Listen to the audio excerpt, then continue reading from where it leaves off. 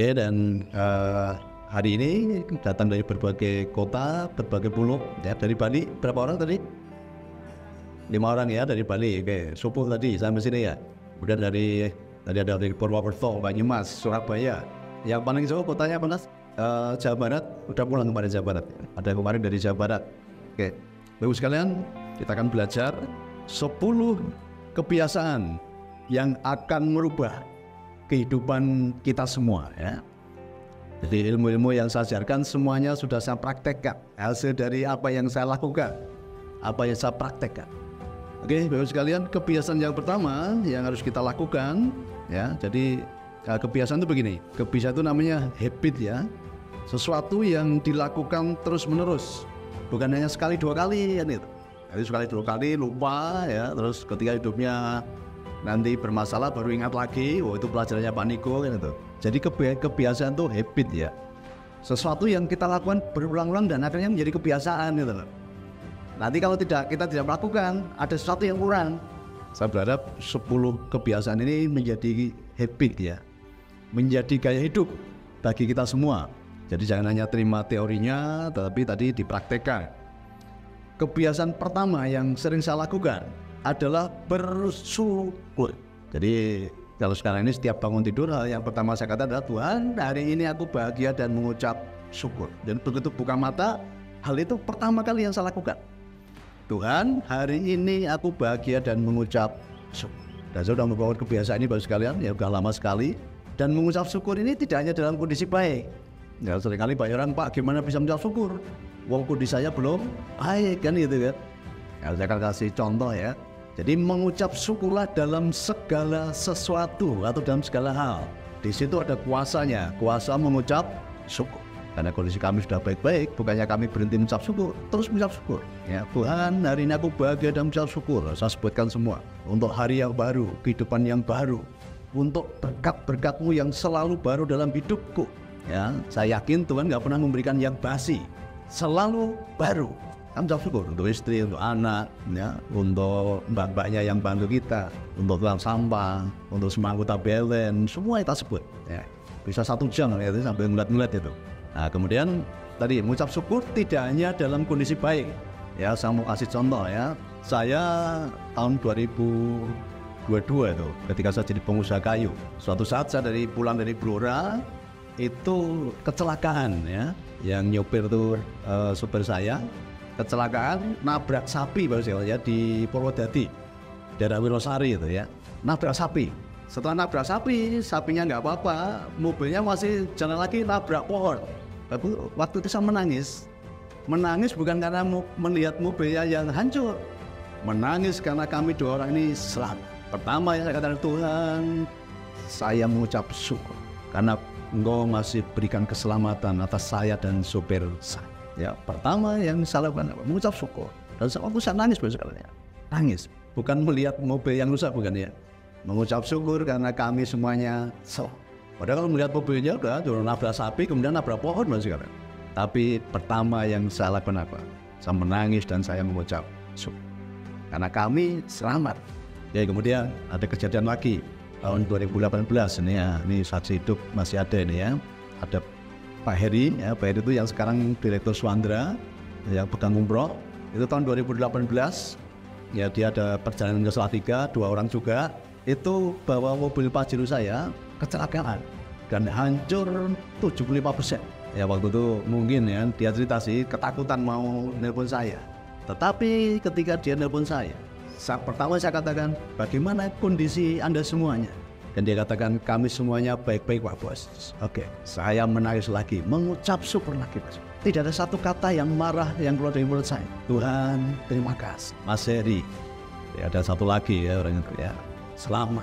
Padahal secara materi, kami kehilangan materi, Bapak sekalian. Tetapi tidak ada satu kata pun yang saya membentak atau apa. Nyopir, hati-hati enggak? Yang saya tanyakan pertama adalah bagaimana kondisi kan.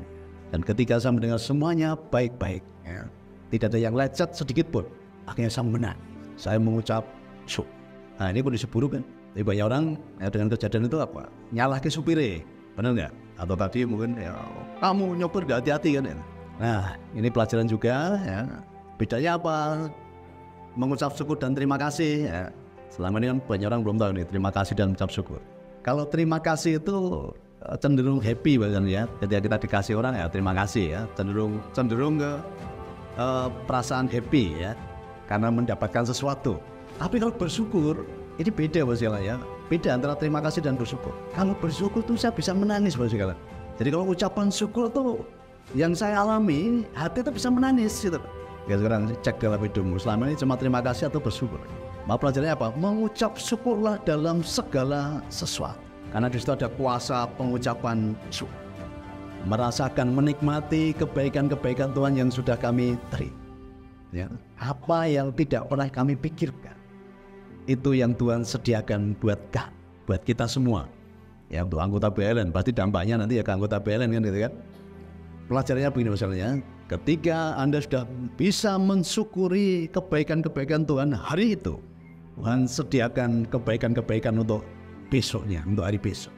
Tetapi kalau hari ini Anda belum bisa mensyukuri nikmat-nikmat Tuhan, ya Tuhan belum akan sediakan untuk nikmat-nikmat di hari esok. Ya, selesaikan dulu hari ini.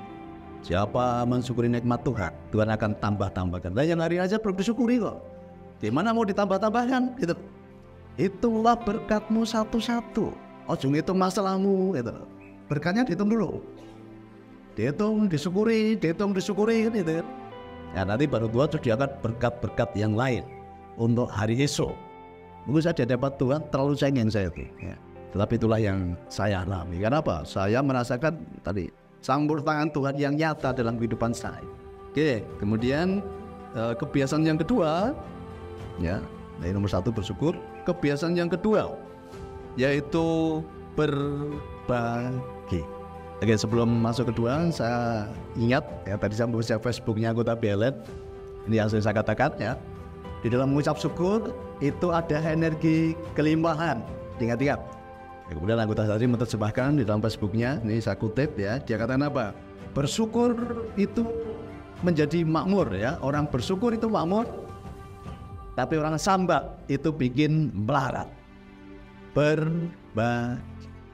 Selama ini banyak orang salah konsep ya, Pak, besok kalau saya kaya, saya mau berbagi. Saya mau membantu yatim piatu, saya membantu panti asuhan, saya membantu rumah ibadah kan gitu. Tapi katanya apa? Besok kalau kaya. Nah yang seperti ini nggak pernah kaya-kaya Bos sekalian. Yang seperti ini tidak akan pernah kaya-kaya. Justru kaya itu dimulai dari kebiasaan berbagi gitu. Berbagi dulu baru menjadi kaya. Justru karena saya punya kebiasaan untuk berbagi. Nah sekarang ini adalah panennya ya, panennya. Saya masih ingat kami menggadaikan cincin kawin ya. Wah, sampai sekarang saya nggak punya cincin kawin. Jadi waktu itu di penggadaian Kartosuro dan nggak bisa nebus, ya, nggak bisa nebus. Kami sudah menggadaikan cincin kawin untuk apa? Untuk kehidupan tadi orang-orang yang kami layani tadi. Jadi kami ya, satu-satunya waktu itu ya, satu-satunya yang berharga lah yang bisa digadaikan. Karena saya nggak pernah menggadaikan cinta ya. Mungkin bisa laku banyak waktu itu ya. Ya Bedi ya. Kemudian kami melayani di Jogja, yang kami melayani orang-orang yang tadi, yang miskin tadi. Akhirnya kami menggadaikan cincin. Ya, jadi maaf kalau sampai sekarang kami tidak pakai cincin kawin. Kalau sekarang mau pakai berapapun bisa karena punya toko emas ya. Tapi rohnya kan sudah nggak seperti yang pertama gitu ya. Karena dulu saya masih ingat itu cincin kawinnya ditulisi. Ya, nama Bu Niko pakai nama saya, Niko itu, kemudian saya pakai nama Bu Niko ya, Christine itu, wah keren banget waktu itu. Kalau sekarang mau buat lagi tak tulisi kan, ya wes rapati lucu ya. Rohnya sudah hilang ya, rohnya sudah tidak seperti yang dulu. Itu pun kami gadaikan maksudnya, kami gadaikan. Lah kami karena kami sudah punya kebiasaan berbagi tadi. Gitu. Ibu merasakan sendiri kan, ya, rumah kami 24 jam terbuka. Ya, tadi yang datang subuh pun tetap kami jemput ya, kami bisa masuk rumah. Yang mulai dari Banyumas datang malam juga tetap bisa masuk 24 jam. Kemudian makan ya gratis, mau berapa kali silahkan. Setiap hari kami berbagi. Ya silahkan makan sepuasnya. Ya setiap hari puluhan sampai ratusan orang makan bersama kami.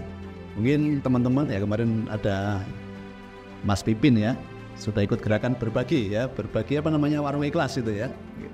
Dan banyak yang sudah melakukan itu. Saya bersyukur, saya terima kasih. Kan tidak hanya sekedar bicara perut ya.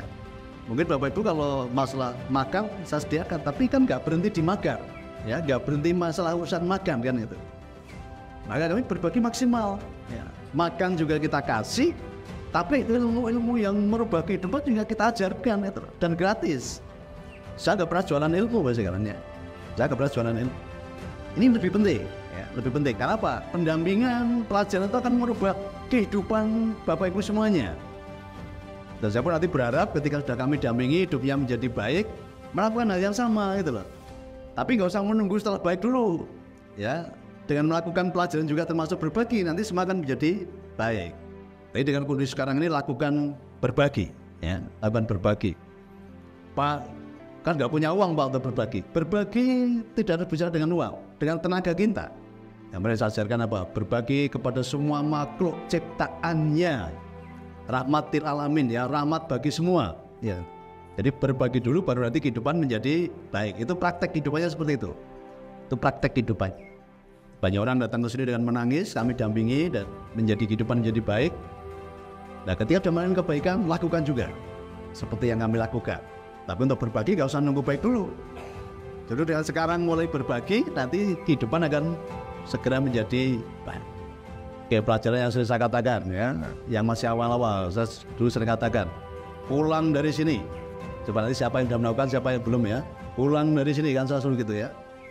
Semua barang-barang yang sudah tidak pernah dipakai, kalau baru, kalau masih layak dikasihkan orang lain. Kalau sudah tidak layak dirosoke dan hasilnya dipakai untuk berbagi. Ayo siapa yang sudah melakukan? 1, 2, 3, 4, 5. Oh, 6. Yang lainnya belum ternyata ya. Itu aja susah ya. Itu aja susah dilakukan ya. Padahal dengan pelajaran pertama yang sering saya katakan ketika orang konsultasi ke saya. Ya, banyak orang juga cerita, Pak, saya sudah berbagi menolong orang tapi kehidupan saya tidak baik. Dicek sih ya. Ketika Anda berbagi tapi berharap kembalian, berharap dibalas, selama ini banyak seperti itu pelajarannya ya. Kemarin kalau ngasih 1 dapat 700 katanya. Bertransaksi dengan Tuhan namanya. Transaksional dengan Tuhan. Ya, saya melakukan berbagi. Saya tidak pernah berharap dari siapapun, termasuk dari manusia. Apalagi berharap kepada Tuhan. Saya tidak layak untuk berharap kepada Tuhan. Logikanya gini pasalnya. Kan yang saya bagikan itu kan dari Tuhan. Ya, yang saya bagikan itu dari Tuhan. Saya itu sebagai saluran gitu loh. Maksud saya menyalurkan berkatnya Tuhan, kemudian saya ngomong gini, Tuhan, itu tak salur gitu loh. Tapi kok gantinya berapa berjalan? Gantinya berapa nak? Layak nggak seperti itu? Yang saya salurkan itu berkatnya Tuhan gitu loh. Karena itu apa? Sebagai ucapan syukur. Karena Tuhan sudah berkati berlimpah-limpah. Dan saya berharap nanti ya semua yang datang saat ini dengan kondisi apapun besok bisa menjadi kuat. Ya, dengan ilmu-ilmu yang saya ajarkan yang menjadi kuat, hebat, bermanfaat dan menjadi saluran berkat. Ada kerinduan nggak untuk menjadi seperti itu ya? Oke, ya. Kebiasaan yang nomor 3, membuat goal setting ya, tujuan atau impian. Ini penting. Ini tes ya. Tujuan hidupnya mau kemana ini? Selama ini banyak orang belum pernah punya. Jarang sekali kan yang punya tujuan hidup. Mau jadi apa sih kita besok gitu? Sadar nggak selama ini ayo? Ini kalau saya lihat ini dari yang datang ini, mungkin hanya 2% yang punya tujuan hidup yang jelas. Kira-kira yang menjadi kekasihnya Tuhan, isi mikir surga karena neraka aja kira. Ya enggak, udah jadi kekasihnya Tuhan kok. Ajak. Kalau kita jadi kekasih, berarti janeng di gelap. Janeng neraka ya gelap. Asal bersama Tuhan loh. Ya pelajaran minggu kemarin ya. Tuhan, asal aku bersamamu. Dimanapun aku ditaruh, aku mau. Oke, kembali ya. Selama ini banyak orang hidupnya tidak pernah punya tujuan. Makanya ya orang ngerti tujuannya, nggak tahu tujuannya mau kemana kan itu. Benar nggak? Ayo yang hadirin selama ini pernah nggak punya tujuan hidup? Ya pernah kan? Ada yang ngomong, Pak, seperti air mengalir saja Pak, gitu kan? Aduh lali tau, air mengalir ini kadang ono sing tibone ning somberan lho.